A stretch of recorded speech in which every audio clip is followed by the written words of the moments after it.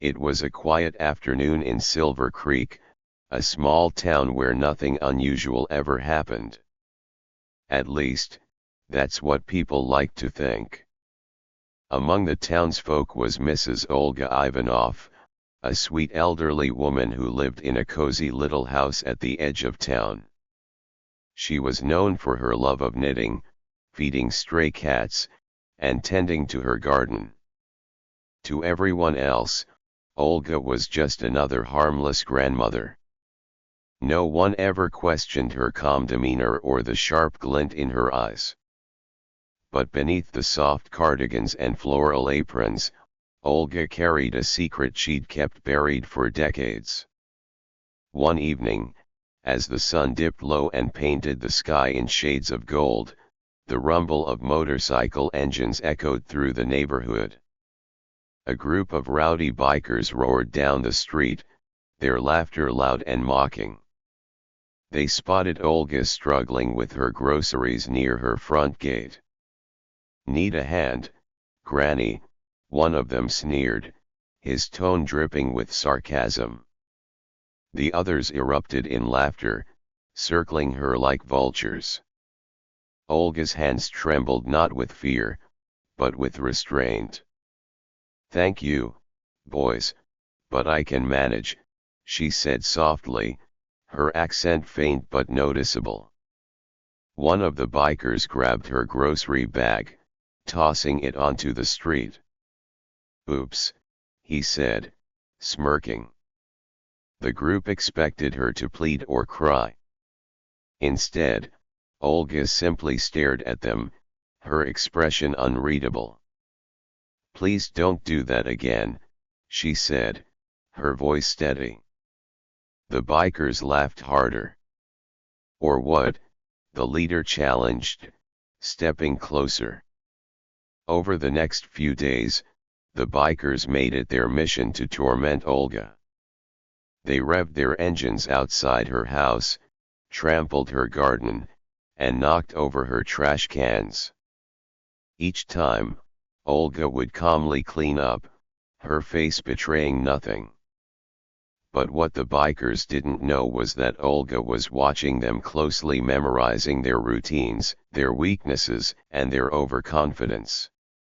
Late at night, she'd sit in her living room, a faint smile playing on her lips as she wrote notes in a small leather-bound journal. One evening, as the bikers were causing their usual chaos, one of them noticed something odd. "Hey, where's the old lady?" he asked. They looked around, but Olga was nowhere in sight. Unbeknownst to them, Olga had been preparing. Her training as a KGB operative from decades ago was kicking in. The patience, the discipline, and the precision, all skills she thought she'd left behind, were now at her fingertips.